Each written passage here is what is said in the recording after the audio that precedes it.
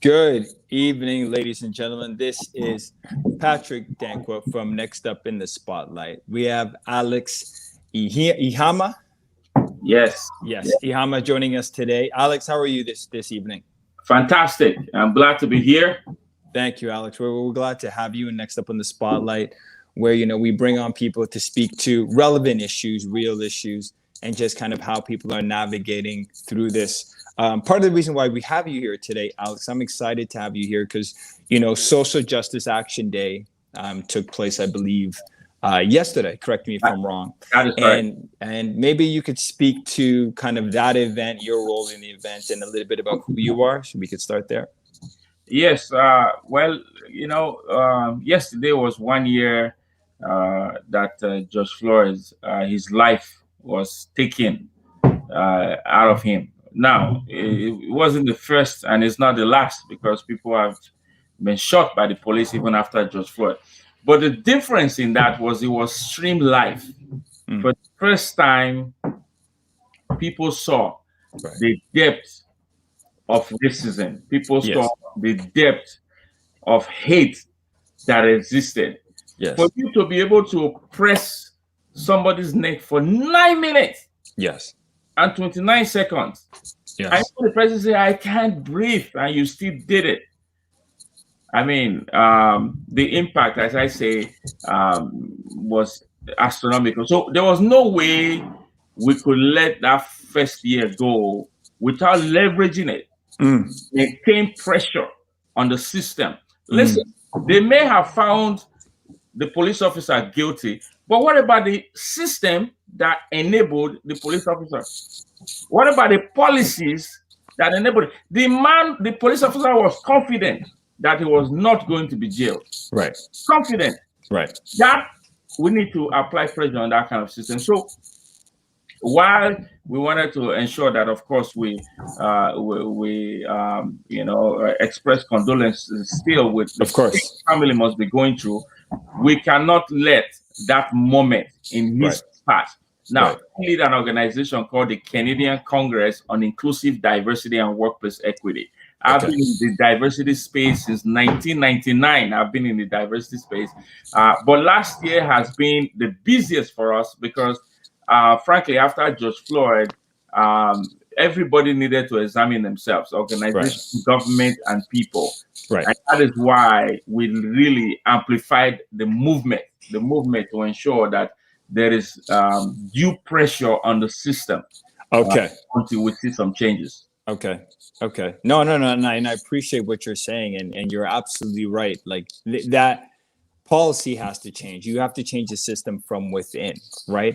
And being a young Black male, and there's so much I can get into, but since you talked about George Floyd, like when I saw that as well, it really impacted me. And the fact, two things went through my head. The fact that it was streamed it felt like I have an opportunity to see something that's kind of always going on, but I don't see, right? Yes.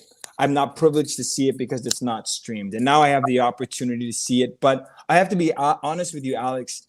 So in some ways, too, I just kind of felt small. I felt like, the system, we've come so far, but like we haven't gone far enough. And like maybe this, like how much farther do we have to go? How many of this things do we have to go through is kind of what I felt, right? And I wasn't sure even after the verdict, what it really means. Like I got very emotional, and to be honest with you, I got very emotional when they gave the verdict. I was in the hospital. I got very emotional because there was a part of me that felt like, things are not going to change. Now, the verdict was the one that I feel is the right verdict. But where do we go from here? I wanted to know your thoughts in terms of where do we go from here? You talked about changing policy and the structure, but how do we influence such things? Well, we must recognize that the passing of George Floyd, it was basically an indication of something that has been going on for over 500 years. Right. So we cannot expect change immediately, but what we can expect is that change is coming.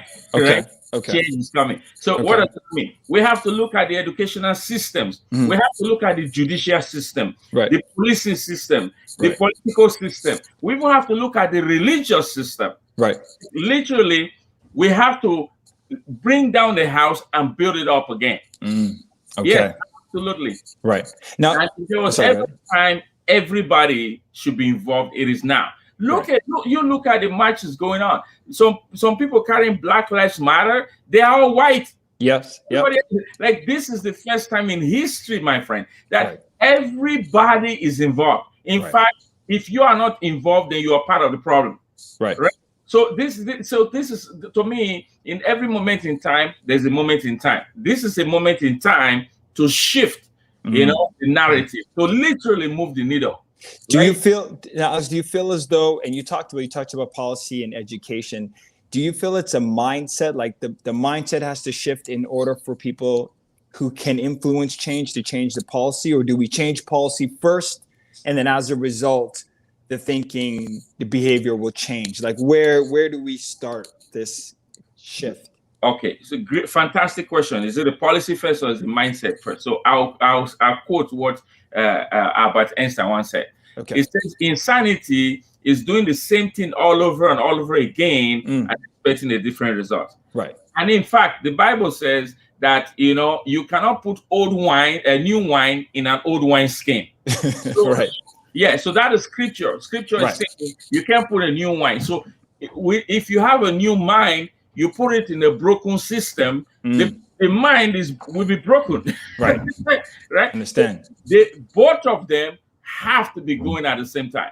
Okay. We can't wait. If we by the time we change people's mind, the policy has killed another person. No. So all hands on deck to do it. Okay. But if you must put responsibility where it belongs individually, because even the system was built by somebody. Who runs the system? People run the system. The gun don't go out of the pocket by itself and shoot somebody. Somebody have to take the gun and shoot the person. Right. Now, with his judgment, with the guilty verdict, it doesn't mean change has come. What it means is change is coming. Right. So, but if you do nothing about it and say, well, change has come, then that's a big mistake.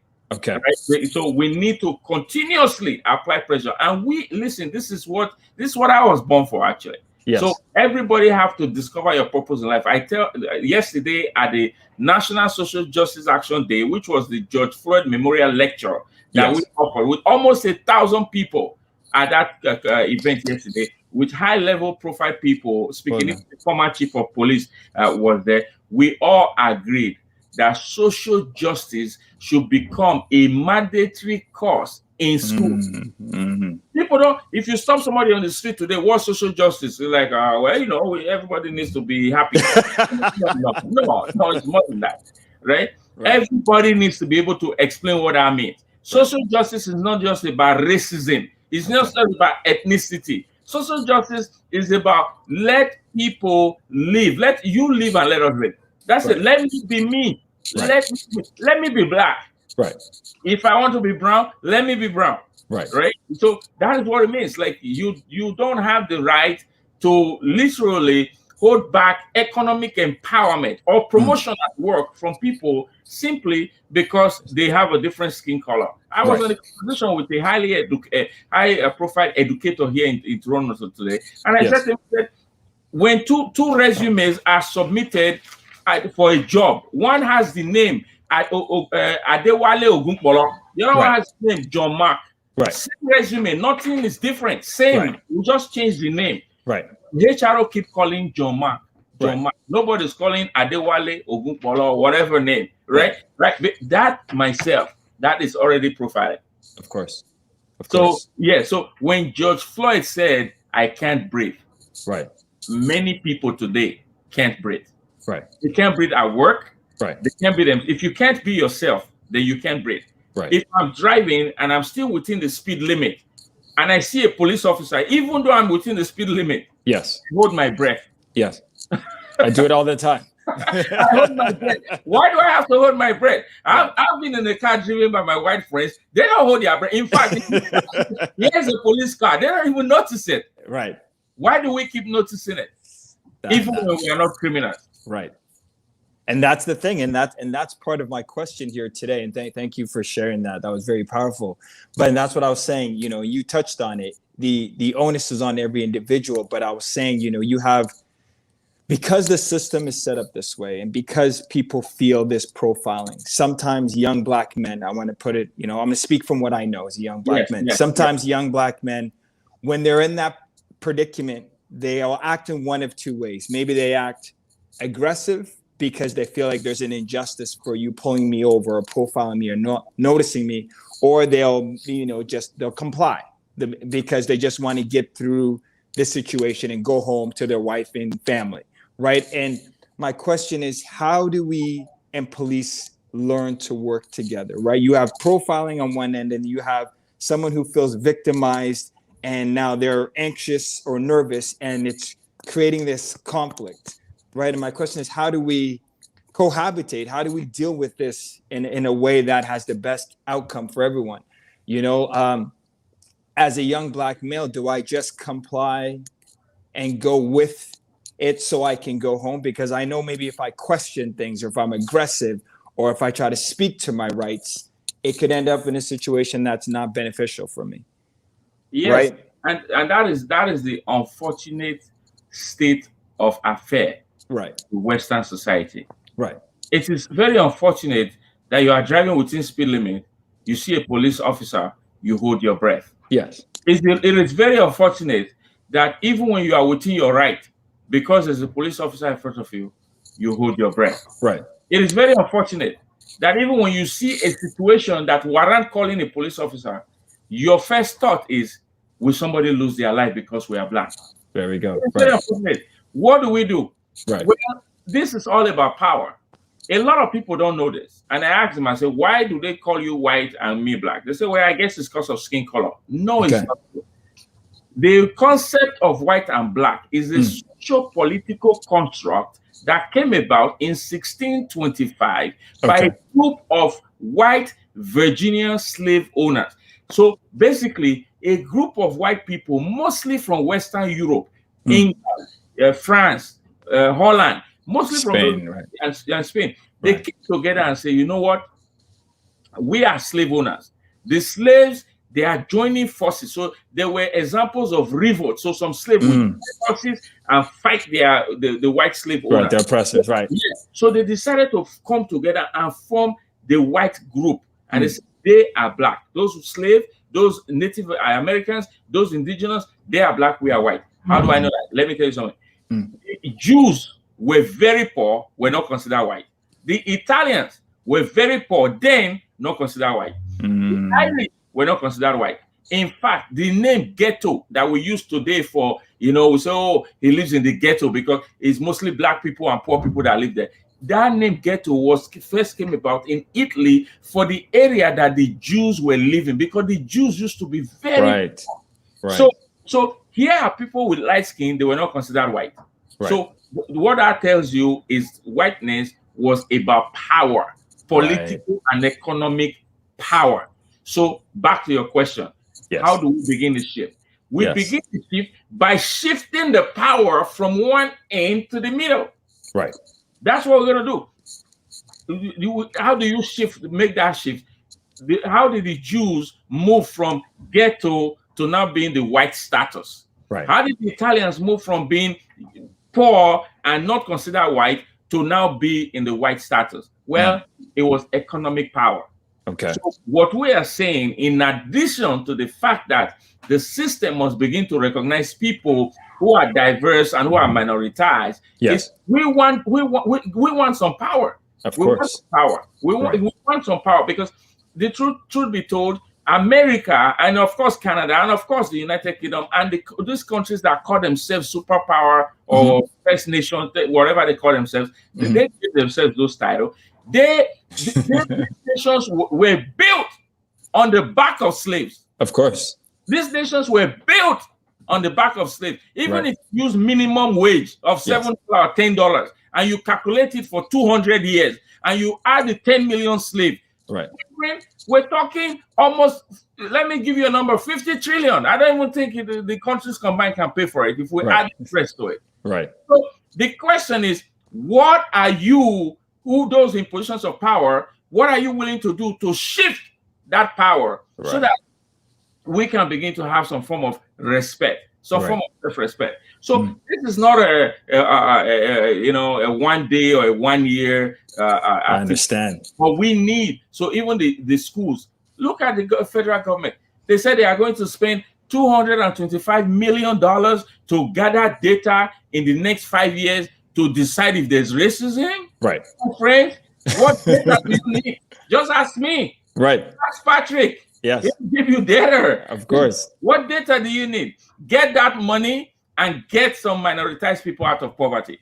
I like that. Well said. Very powerful. So now what do we, because you're talking about people who have influence in the positions of power, what can they do, right?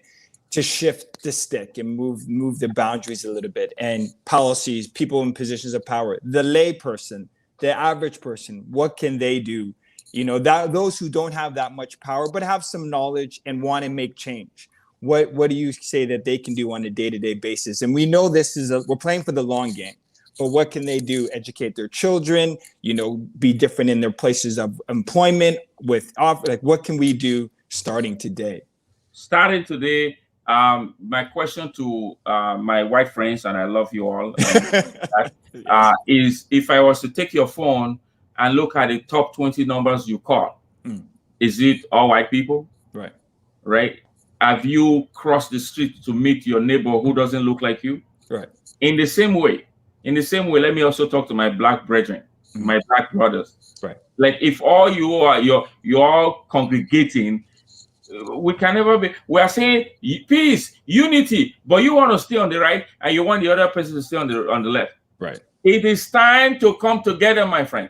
Right. It is time to. The only way you can educate yourself, you cannot read a book and know what it means to be black. Right. No matter, even if the blackest person wrote the book, you who is not black cannot read the book and suddenly know you think you know what it means to be black. Of course. In the same way, we cannot read a book about whiteness and suddenly, or because we were born here or lived there for ages and say we know. No, right. No. You cannot know somebody's struggle until you wear that shoe. The only way you can is by having a conversation. By having a conversation. Seriously. George Floyd happened, a lot of organizations did not have a conversation with their staff.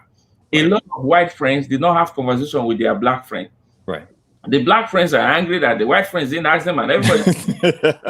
Listen. You're absolutely right. The first thing we need to do with not 10, not 7, not 21 laws of effectiveness. No, one conversation. Right. The way we are having it now. Yes. I'm serious. We try to know me. Yes. I tell people this all the time. When you find even like dating, when you find somebody you like, you're a little apprehensive and everybody's kind of behaving themselves. But the more you start knowing the person, the more you have conversations, and the more all this racism and all these barriers and all these walls, they will shatter by themselves. Right. But now, do you notice, Alex, that and you touched on it, there was a fear. I noticed that people wanted to ask questions, but they didn't want to ask the wrong questions. They didn't want to make the wrong assumptions. They didn't want to take the lead. I had my white friend saying, I'm afraid to ask just in case I offend.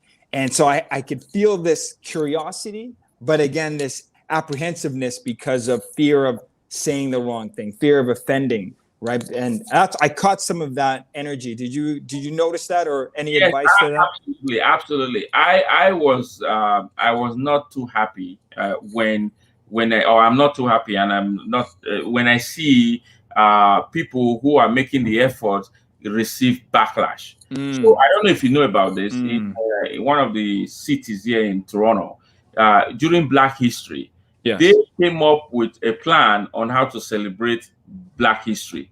And they talked about, we are going to have our staff to do an egg hunt. We are going to do Mali music. We are going to eat jerk chicken. And that's supposed to now make you understand what I go through every day. Right. Like, but effort nonetheless. Yes, exactly. So they received massive backlash from media and from people and from social media, right? And we reached out to them. Right. We reached out to them. We said, listen, we understand that there was some effort being made. People have the right to feel how they feel. Yes. There are better ways to have done this in the first place. Right. But since you've made that effort, we offer to help them. Listen, at the Congress, what we do, the Canadian Congress on Inclusive Diversity and Workplace Equity, our mission is simple.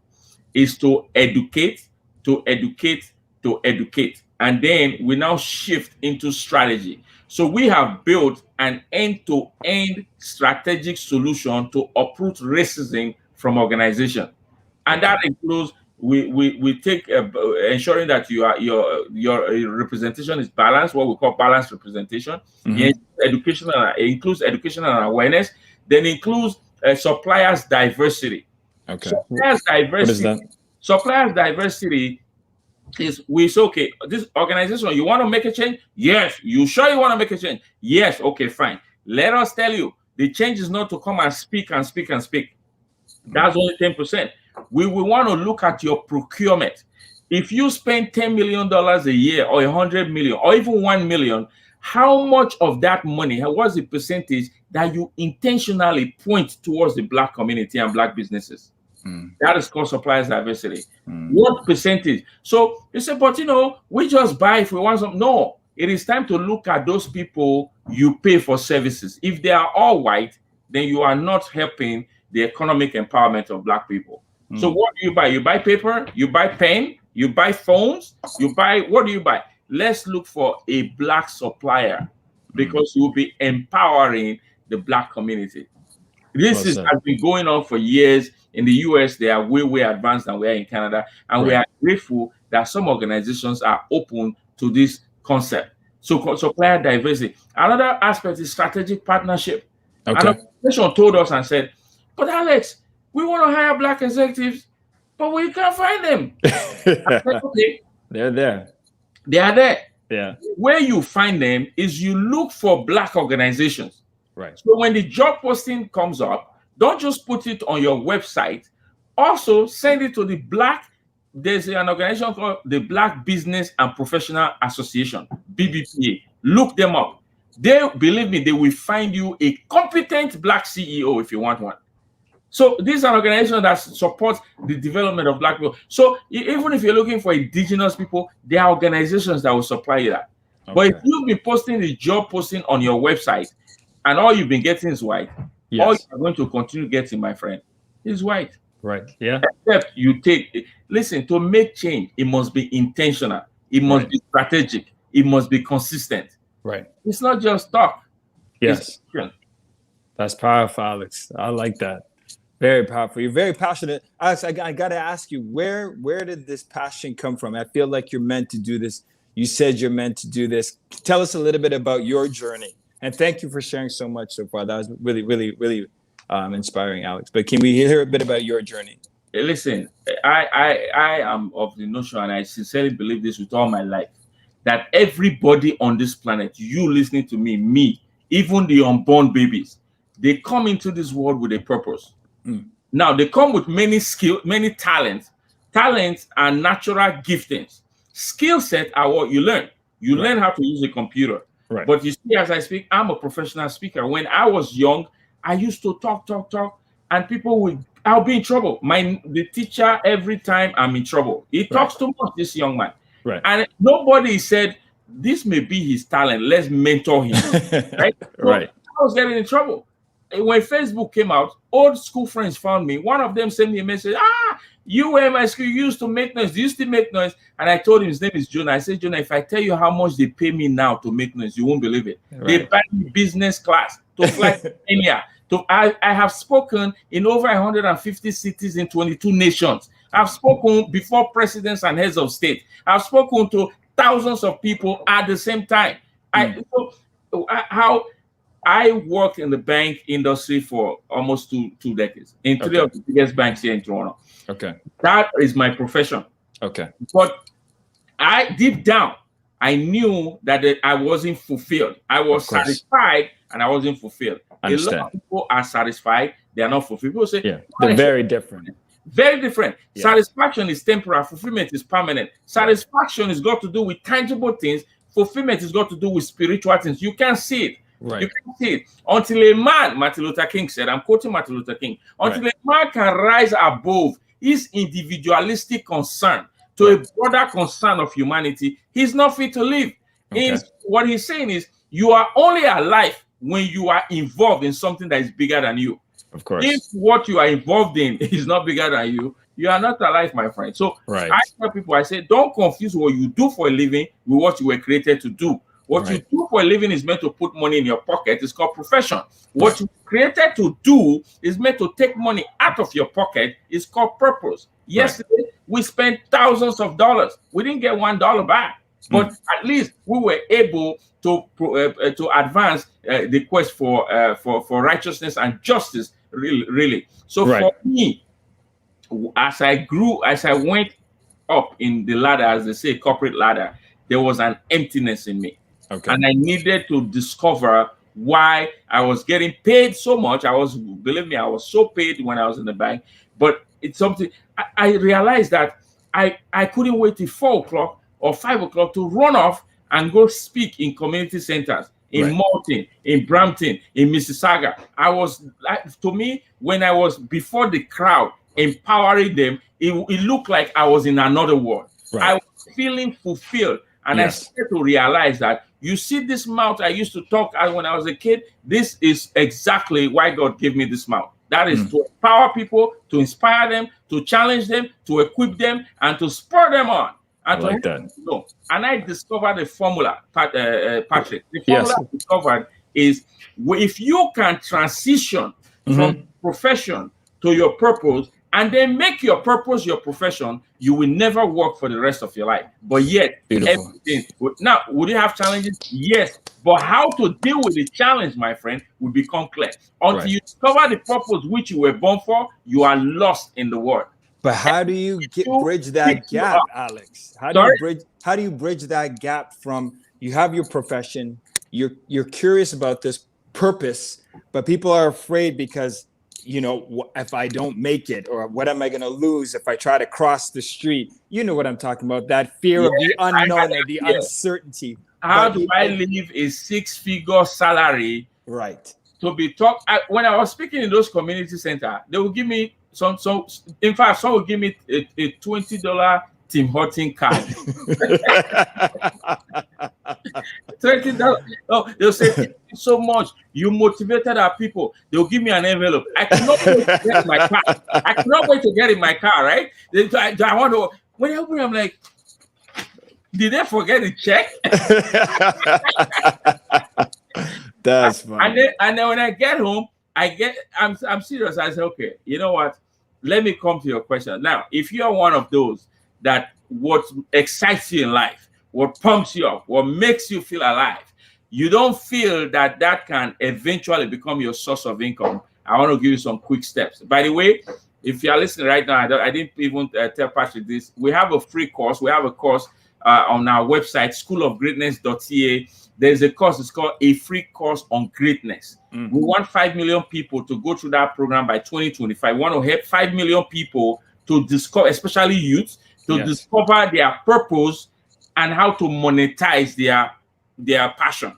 I like that. Today, this is me who they used to give a $25 gift card. There are places I have spoken and they've given me 25,000 US. Right. Just this same. See that? This same amount. So you have to ask yourself and say, what's my natural gift? What has God blessed me with? Right. And if you are sure if this is what God has blessed you with, then you have to listen to this very carefully. You have to study yourself to the nth degree. I was watching, there was no speaker I didn't watch on YouTube. None. Even till now, I can give you 100 names and I can even speak their message and mimic them, because I had developed my talent to become skills. Skills are what you learn. Talents are what you're born with. But when you turn your talent into skill set, like I said, and then the second or third step is to find a mentor. So I was watching some of these speakers, and not everybody message connect with me, but I learned from how they speak and how they carry themselves. So but one of them, I found one that the message connected. I'm like, wow. He was in Bahamas. Dr. Miles Moreau. I must give credit to whom credit is due. He's passed on now. I bought myself a package airline, and I flew to the Bahamas and asked him to mentor me. Wow. And he accepted. The rest, as they say, is history. That's From fantastic. that moment, call it the heavens opened up for me. That's fantastic. So what's my point? Number one, you are born with a purpose. Number two, you've been given the talent to become a superstar in that purpose. To become a superstar in that. If you become a superstar in the wrong purpose, at the end, watch Hollywood. They become famous and next thing they kill themselves. Yes, you're not fulfilled. You are not fulfilled. You are satisfied but not fulfilled. And we are looking at Hollywood because we see them. But it happens every day in the regular life. There are people, they become CEO, and when they retire, they're like, what next? Statistics tell us those who don't have a passion that they retire into die faster than those who do. Ooh. Yes, that is number, data, right? So I encourage everybody, no matter the job, doctor, lawyer, accountant, if that was what you were born to do, then it's fine. I mean, you've seen some doctors, they love yes, I've seen that. I've seen it. They love, but you see some, they don't even look. I've gone to a doctor. Where's the pain? Over there. They don't even look in my eye. Okay, take this tablet, 2 tablets, go right now. Next. Yes, they seem almost upset to helping you. So where did this passion come from? This passion came from me discovering myself, from me understanding myself, from me knowing myself, from me knowing the purpose with which I was born, from me discovering my talent, and from me putting all these things to work. You can't stop somebody who knows where they are going. I love it. You're on fire. I love that, Alex. I feel motivated after this talk. I'm going to reach out to you. You definitely motivated me after this conversation, Alex. Thank you so much, man. I have one question before we part, but Alex, like you know, for those that will hear this, like that passion, it resonates with me, and I feel like that's also imperative for young Black people in general, but young Black people. But I find that very empowering. So thank you for sharing that. I wanted to ask you this before we start to part here, Alex. You know, George Floyd, pandemic, COVID, these last few years, people losing their job, we're working remotely, et cetera, et cetera. The list goes on, right? How does one stay motivated? I wanted to hear your opinion. Give us some advice as a passionate person, as a motivational speaker, just what people can do. You know, anxiety is going up, mental health right now. There's just so much uncertainty. And, you know, I don't want to make this a racial or gender thing. I just want to make this a people thing. Everyone is just having a hard time. And any advice that you'd have for people right now who may hear this, just little steps that they can do to tackle each day? You know, these are terrible times. Let's be told. Terrible times. But my friend, these are exciting times for those who know what their purpose are. The Mark Zuckerbergs and the Elon Musk and the Alex Ihamas, like we are progressing. To be honest, 2020 has been our best year ever. I measure success from 3 categories. Category number 1 is impact. I didn't say money. Impact. Impact means who are those who are benefiting from me being alive? Who are those who, before they go to bed, they say, thank you, Jesus, for Alex Ihama? Who are those praying for you? Right? So what Patrick is doing right now, empowering people, there are people that their hope is strengthened because of what Patrick is doing. Whose hope are being strengthened because of what you're doing? Now, let me tell you, yes, it is tough, but there are people you can empower. There are people you can inspire. Absolutely. You ask me, how do you get through this tough time? Become a motivator. Motivate other people and you will be motivated. It's true. He who refreshes others will refresh. Listen, psychologists and psychiatrists, psychologists and therapists, they've been prescribing service as prescription for years.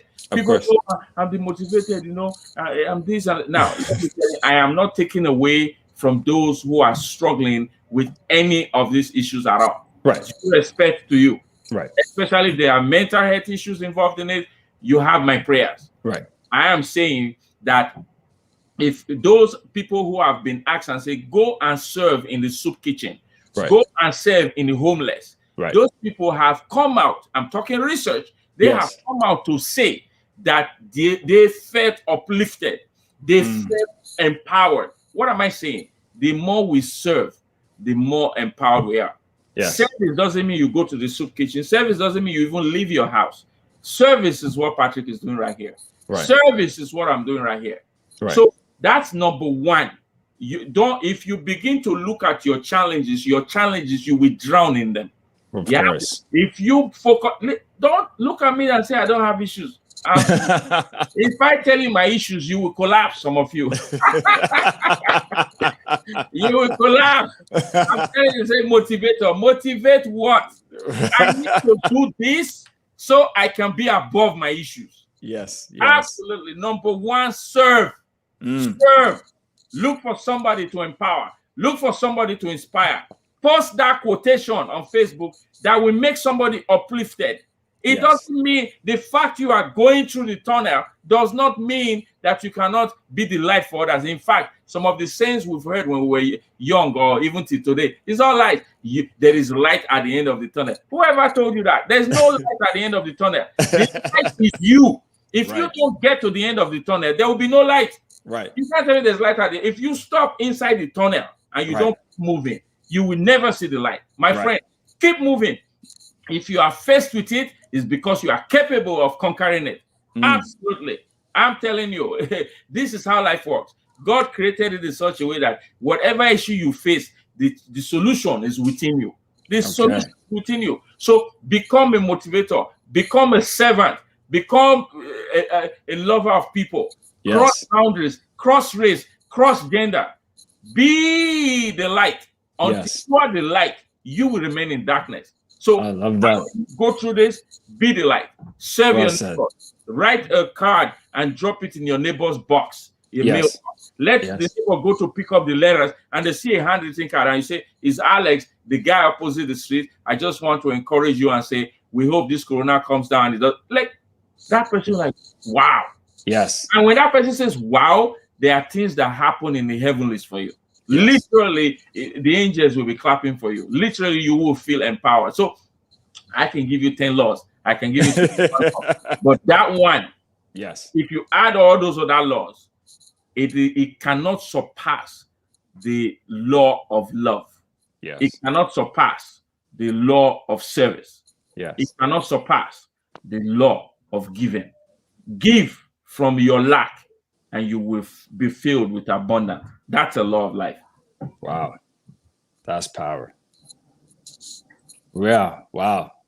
Alex, thank you. Thank you. Thank you for the powerful words, man. Like I said, you left me feeling inspired. I feel like right now I can continue, like you said, as I'm wrapping up, we all have our challenges. Like you, I have several.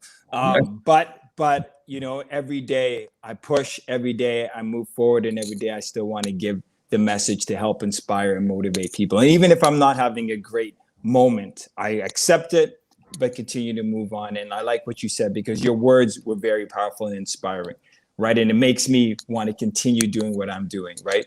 Feels like I have purpose, right? Just confirms what I'm doing. So thank you, Alex. Yeah, and let me tell you this, Patrick. When I see people like you, I'm excited. When I see people like you, I'm hopeful. Why? Thank you. Because they are young people who understand the law of life. Right. Let me encourage you. If you keep moving, you will eventually get to your destination. That's why it's called destiny. Destiny is what you create. If you decide to move from now to America, then your destiny is over there. If you move to Australia, it's over there. I have learned a couple of things. I've written 2 books. Right. And my goal is to write 75 books by the time I'm 75 and have my business in 75 nations. And I'm already trending towards it. Okay. Where I'm going is obvious, even to the blind. Where I'm going is obvious. Yes. So let me tell you this, my friend. Yes. You see, when you have a dream, the dream was given to you. Yes. Never expect the people around you to even believe it. In fact, if people believe, if on your way to the top, if you have no opposition, you are heading the wrong direction. If it is smooth, it leads to hell. If it is easy, it's not worth it. Right. Yes. If it's easy, it's not worth it. Yes. You think this is easy? Yes. I had to leave a 6-figure salary when they were still giving me $25 gift. Tim Hortons gift cards. Yes. One day I listened to one message by Les Brown. He said, "Oh, you know, I got paid $80,000 for my speech in Sweden." I'm like, "What? Is Sweden part of Earth or part of the planet?" Yeah. They paid you $80,000 for one speech in this planet, right? I'm like, okay, then I'm gonna get that. Yes. Towards that. Yes. So I believe that once you set your target and you maintain focus and you are purposeful, and along the way you reduce. I was telling somebody today, I say, as you are heading to the top, yeah, you have lots of fans, right, or few friends. If it's the other way, you are heading the wrong direction. If you are getting more friends, you are heading the wrong direction. I'm telling you the truth. Yes. Let more people be fans, right, and a few people you are heading together. Yes. Very soon it becomes you and 4 people. Very soon it becomes you and 3 people. Yes. So that is it says the road is narrow. Few people find it. Right. So Patrick, my friend, for everybody you inspire, you get 100-fold. That's how I look at it. So you are inspiring, let's say 5,000 people. If let's say it was $1, so that's $5,000, and you are getting 100 back. Right. Do the math. I failed math, so I can't help you with that. It's the truth. I failed math in school. But what I can tell you though, that if for every dollar I give, I'm getting 100 back, and I give a dollar to 5,000 people, then my future is bright. You're doing well. You're doing, my friend. Yes, I love it. Thank you, Alex. Alex, it's been a pleasure having you. You motivated me, inspired me, but the message was definitely clear. You dropped a lot of gems. And I think everyone can benefit from hearing this. So thank you. We will definitely connect again in the near future, Alex. I appreciate your time together today, sir. Yes, thank you, Patrick. I look forward to being back. We'll find another topic and get them fired up. Thank you. You take care. You have a good evening, sir. All right, you too. Bye.